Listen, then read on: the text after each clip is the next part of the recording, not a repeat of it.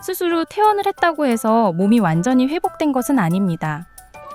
이제는 괜찮아졌다고 생각이 되는 시점에 가끔 불안한 통증이 오고는 합니다. 오늘은 다시 일상으로 나아가고 있는 상준 씨의 회복 여정을 함께하며 완전한 일상 복귀를 위한 광동병원 스포츠의학센터의 전문가들을 만나보겠습니다. 네, 안녕하세요. 네, 좀 앉으시고요. 수술 받으시느라 고생 많으셨고요. 이제 운동하다가 지금 다치셨는데 다행히 다른 쪽 문제는 없으시고 금방 십자인대는 재건이 잘 되어 있으시고 그래서 너무 걱정은 안 하셔도 될 것 같고 하루에 15분씩 이제 아이스팩 치료를 좀 꾸준히 좀 해주시면 좋을 것 같아요. 그럼 이런 붓기들도 좀 다 줄어드실 거고요. 네. 안녕하세요. 광동병원 스포츠의학센터 그리고 통증재활센터 신상훈 원장입니다. 저는 재활학과 전문의이고 세브란스 병원에서 수련을 마치고 광동병원에 오게 되었습니다. 크게 두 가지 측면에서 말씀드릴 수 있을 것 같은데 대부분은 사실 근골격계 수술 후 환자분들이 수술을 잘 받으시고 이제 적절한 재활 치료를 위해서 오시고요. 그 다음에 두 번째는 수술 후가 아니어도 이제 좀 건강 증진을 위해서 운동 치료를 원하시는 분들, 사실은 대부분 근감소증 환자분들이긴 한데 그런 분들이 이제 근력을 좀 강화하고 좀 효율적으로 운동에 대해서 배우고 싶다 하시면서 오시는 경우가 많습니다. 일단은 붓기랑 이제 통증 정도 확인 좀 하겠습니다. 아직은 수술 이후에 이제 시간이 많이 지나진 않으셔서 붓기가 좀 있으신 것 같아요. 그 무릎 이제 밑에 제 손을 닿는다는 느낌으로 힘을 딱 한번 줘보실까요? 네. 그래서 포인트 자체는 이제 붓기를 빼는 염증 치료 그리고 근육 운동인데 허벅지, 엉덩이, 이제 발목을 드는 근육, 미는 근육, 그리고 이제 굽힐 때 쓰는 근육, 결국에는 수술 부위 주변에 있는 모든 근육들을 선택적으로 강화시키는 게 도움이 되실 거고요. 그런 게 이제 혼자서 하시기 힘드니까 저희 선생님들하고 같이 요거는 치료에 들어가실 겁니다. 우선은 재활 치료를 하다 보면은 이제 환자분이 통증이 당연히 좀 악화될 수도 있고 문제가 생길 수 있는데 재활 치료를 멈춰야 되는 치료인지 아니면 의뢰 재활 치료를 하면서 동반되는 통증인지 그래서 그대로 그냥 재활 치료를 밀고 가야 되는지 이러한 판단이 중요합니다. 근데 이제 무조건 몇 주 차이는 몇 도 각도가 나와야 되고 몇 주 차이는 무게를 몇 프로를 무조건 해야 된다 이런 식으로 판단 없이 이제 프로토콜대로만 가게 되면은 이제 오히려 통증이 악화되고 기능 저하가 올 수가 있습니다. 비록 지금 특정 시기는 아니지만 장기적으로 봤을 때 지금은 각도나 무게 부하를 조금 더 줄여 나가면서 끌고 가는 게 맞겠다 이러한 판단이 장기적인 결과로는 더 긍정적으로 가는데 중요한 팩터라고 할 수 있겠습니다. 통증의 숨은 원인을 찾기 위해 상준 씨는 스포츠의학센터로 향합니다. 이곳에는 운동으로 일상을 찾아주는 전문가들이 있습니다. 상준 씨가 처음 받게 되는 검사는 엑스바디입니다. 피지 마시고 편안한 상태로 내 원래 자세로 취하신 다음에 밑에 카메라 한번 봐주세요. 엑스바디는 4가지 각도에서 환자를 촬영하여 몸의 불균형과 근골격계 불균형을 확인하는 검사입니다. 저희 3B 이 카메라, 엑스바디 카메라를 통해서 박상준님 지금 몸의 균형을 받고 지금 큐각을 봤는데 큐각은 골반에서 무릎의 각도를 보는 건데 지금 남자분의 원래 정상 수치 같은 경우는 한 12에서 15 정도가 정상 수치인데 상준님 같은 경우는 지금 각도가 21도 정도로 좀 높게 나와져 있는 상태예요. 이거는 각도가 높을수록 X자 다리로 변형이 되어 있는 상태라고 볼 수 있고 각도가 낮을수록 O자 다리로 변형이 된 상태라고 볼 수 있어서 이제 X자 다리면 하중이 거의 무릎 바깥쪽으로 이제 들어가는 거고 만약에 O자 다리라고 하면 무릎 안쪽으로 이제 하중이 부여가 되는 거라서 이제 한쪽으로만 하중이 치우치게 되면 그만큼 연골에 그 부분만 계속 닳게 되고 이제 부담이 되기 때문에 이것도 반드시 교정이 필요하다고 봅니다. 엑스바디를 마친 상준 씨가 다음으로 받게 되는 검사는 족저압 검사입니다. 환자분 여기 안에 보면은 지금 깔창이 있는데 깔창에 압력 센서가 달려 있어요. 그래서 지금 얘를 신고 이제 자연스럽게 한번 걸어 볼 거예요.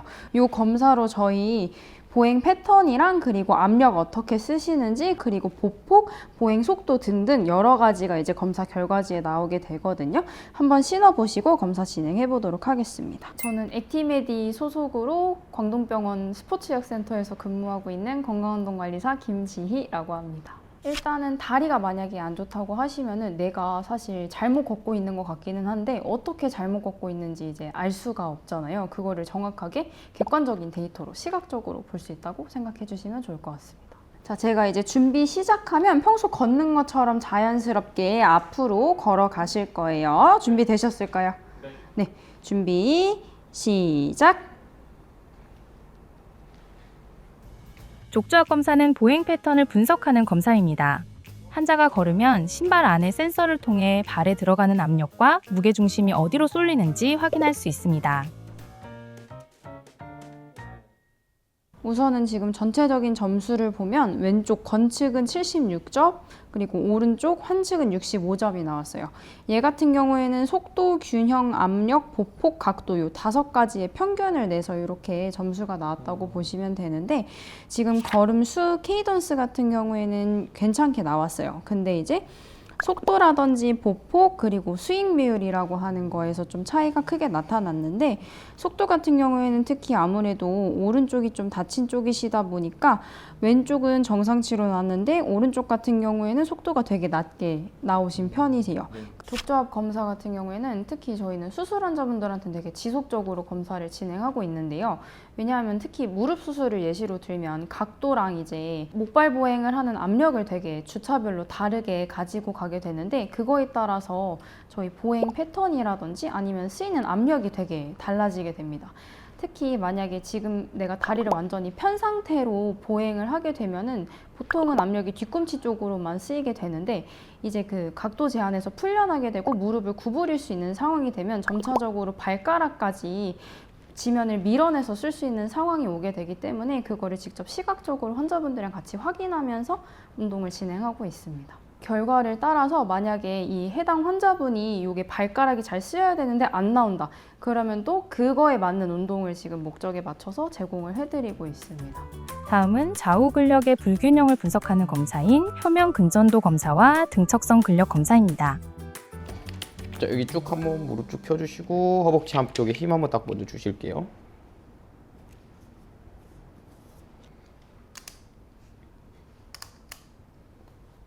이건 이제 표면 근전도 검사라고 해가지고 이제 환자분의 이 안쪽 근육과 바깥쪽 근육의 이 근 활성도를 확인해 볼 거예요. 그래서 여기 이제 환측이라고 보통 표현하는 곳에 이제 근 활성도를 보면서 건강한 다리로 비교했었을 때 수술한 다리의 이 안쪽 근육과 바깥쪽 근육이 몇 %의 활성도를 보이는지 서로 비교해서 검사 진행하겠습니다. 안녕하십니까. 저는 현재 액티메디 소속으로 광동병원 스포츠학센터 팀장을 담당하고 있는 박찬이라고 합니다. 우선은 저희가 가지고 있는 장비 같은 경우가 이 건강한 다리를 기준으로 이제 이 비율을 설명을 드리고 있는데, 그러니까 건강한 다리의 근육의 활성도가 100%라고 뒀었을 때 수술을 하거나 아픈 다리가 이 100% 비율에 떨어지는 거죠. 그러니까 뭐 10%의 활성도를 보였거나 20%의 활성도를 보였으면은 건강한 다리에 비해서 수술하거나 아픈 다리가 20% 정도밖에 못 쓴다 라고 생각을 하시면 될 것 같습니다. 근 활성도 검사랑 그 다음에 저희 요거 장비 활용해서 근력 검사 진행해 보도록 하겠습니다. 두 가지를 동시에 진행해 보겠습니다. 패드에다가 발목 부위를 쭉 그냥 대주신 상태에서 있는 거 세게 좀 밀어 주실 거고, 두 개 동시에 검사 진행되고요. 그 다음에 총 5초간 쭉 힘있게 밀어 주신다 생각을 해주시면 되고요. 그 다음에 15초간 휴식을 해서 총 3번 반복하도록 하겠습니다. 네. 그럼 검사 바로 진행할게요. 네. 자, 시작! 쭉! 자, 세게 밀게요. 더 세게. 오케이. 자, 시작! 쭉! 자, 더 세게. 등척성 근력 검사는 고정된 상태에서 한 다리씩 힘을 주어 좌우 근력의 불균형을 찾는 검사입니다. 이 검사를 진행할 때 근전도 기기를 함께 부착하여 허벅지 안쪽과 바깥쪽 근육의 활성도까지 확인할 수 있습니다. 등척성 근력 검사는 근육의 길이가 변하지 않은 상태에서 힘을 쓰는 거예요. 우리가 근육 자체가 뭐가 됐든 간에 단축성, 그리고 신장성, 그 다음에 그대로 힘을 쓰는 등척성인데 저희가 가지고 있는 장비는 이 등척성 검사라고 보시면 되겠고요. 건강한 다리와 비교를 해서 얼마만큼의 비대칭성을 보이느냐, 얼마만큼의 대핏을 보이느냐를 확인을 하고 있어요. 그래서 만약에 예를 들어서 비대칭성이 이제 10% 정도 차이가 난다. 그러면은 거의 유사하다라고 설명을 드리고 있고요. 근데 만약에 50%, 뭐 60% 정도 막 이렇게 차이가 난다. 그럼 차이가 많이 나기 때문에 그 수술하거나 아픈 다리의 운동을 조금 더 많이 해달라 이렇게 말씀을 드리고 있습니다. 일단은 지금 뭐 보시면 아시겠지만 여기 VMO라고 적혀져 있는 게 이 안쪽에 대한 근육의 검사 결과라고 보시면 되세요. 근데 일단은 저희가 오른쪽 다리는 수술을 한 다리이기 때문에 왼쪽이 어떻게 보면 건축이죠. 근데 지금 여기 그래프의 파형을 좀 보시게 되면은 높이가 이렇게 올라갔다가 내려갔다가 하는 모습이 보이시죠? 네. 저희 오른쪽 다리 같은 경우는 거의 높이가 있지 않은 상태에서 그냥 일정 수준으로만 넘어가는 게 보이시죠? 네. 높이가 지금 보면은 이렇게 올라가져 있지도 않고, 그래서 활성도 자체가 확실히 오른쪽이 많이 떨어진 모습이 보인다라고 생각을 해주시면 될 것 같고요. 위에 보시면은 왼쪽 같은 경우에서는 0.291 정도 됐는데 오른쪽 같은 경우에는 0.040으로 지금 나와져 있잖아요. 그래서 왼쪽에 대비해서 우리 오른쪽 다리가 지금 약 한 13% 정도 힘을 쓸 수 있다라고 생각을 해주시면 될 것 같아요. 그래서 근 활성도가 약 한 10%, 13% 정도다. 오늘 보여드렸었던 검사는 대퇴 사두근을 활용한 검사인데 이렇게 특정 근육의 이 근 활성도가 낮게 되면은 OKC라고 해서 이렇게 열린 사슬, 즉 특정 근육만 활용을 해서 하는 그러한 방식으로 운동을 알려드리고 있고요. 근데 이제 만약에 이 근 전도를 붙이고 만약에 걷거나 스쿼트를 한다던가 했었을 때 이 근 활성도가 좀 떨어진다 그러면은 CKC라고 하는 닫힌 사슬 운동을 통해서 처방을 조금 해드리고 있습니다. 일단은 무릎 각도가 많이 앉으면 앉을수록 무릎에 가해지는 부하가 되게 커져요. 그래서 무릎에 뭐가 됐든 좋지 않은 그러한 작용이 나타날 수 있기 때문에 의자에다가 위에 요거 하나를 더 넣어서 각도를 좀 제한을 한 상태로 저희 스쿼트 한번 진행해 보겠습니다. 뒤꿈치가 내 골반 넓이 정도로만 벌려주신 상태에서 그 다음에 두 번째 발가락이 11시에서 1시 방향 바라봐 줄 수 있게끔 해주시고 무릎은 내 두 번째 발가락을 따라서 한번 천천히 엉덩이를 뒤로 빼면서 한번 앉아 주시겠습니다. 자, 이런 식으로 각도를 조금씩 제한을 한 상태에서 천천히 범위를 늘려갈 겁니다. 오케이. 자, 천천히 쭉 가서 버텨보겠습니다. 하나, 둘, 셋, 넷, 다섯. 자, 천천히 쭉 일어나 주시고요. 이런 식으로 버텨주면서 하는 동작도 굉장히 중요해요. 자, 천천히. 자, 하나, 둘, 셋, 넷, 다섯. 이런 식으로 지금 원래 내가 허공에서 하게 되면 각도를 정확하게 알 수가 없잖아요. 그래서 요렇게 사물을 이용을 해서 해주시는 게 좋고 여기에서 이제 점차 내가 조금씩 좋아지고 내가 할 수 있는 그런 프로그램 범위 내에 들어온다 그러면은 이거를 이제 빼게 되면은 90도가 되고 그 다음에 이제 의자를 치우게 되면은 완전히 내가 거의 풀로 스쿼트를 할 수 있게끔 그런 식으로 연습을 해주시면 좋을 것 같습니다. 네, 수고하셨습니다. 여기는 일단 아무래도 병원이다 보니까 움직임이 불편하신 분들이 되게 오시는 분이라고 좀 생각해 주시면 좋을 것 같아요. 그래서 운동의 목표 자체가 뭔가 미적인 거를 가꾼다기보다는 내가 잘 걷고 잘 계단을 올라가고 잘 계단을 내려가고 이런 일상생활 복귀에 맞춰져 있다고 생각해 주시면 좋을 것 같습니다. 일반적인 프로토콜은 사실 유튜브나 뭐 책만 봐도 대략적으로 다 나와 있습니다. 사실 그런 거에 대한 정보를 이제 얻는 거는 환자분들도 사실은 어렵지 않습니다. 다만 그 수술 환자를 이제 수없이 경험을 했을 때 어떤 문제들이 있었고 어떻게 치료하면 더 좋을 수 있는지에 대한 거는 사실은 경험이 되게 중요합니다.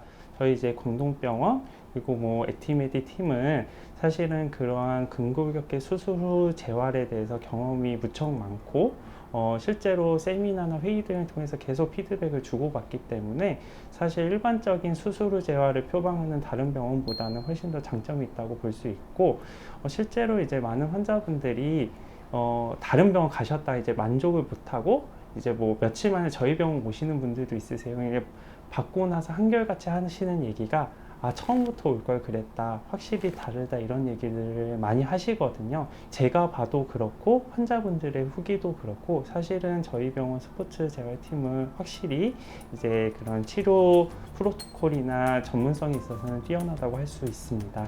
여기 수술이 아닌 수술 후를 책임지는 사람들이 있습니다. 평범했던 환자의 일상을 되찾아드리기 위해 오늘도 최선을 다하는 곳.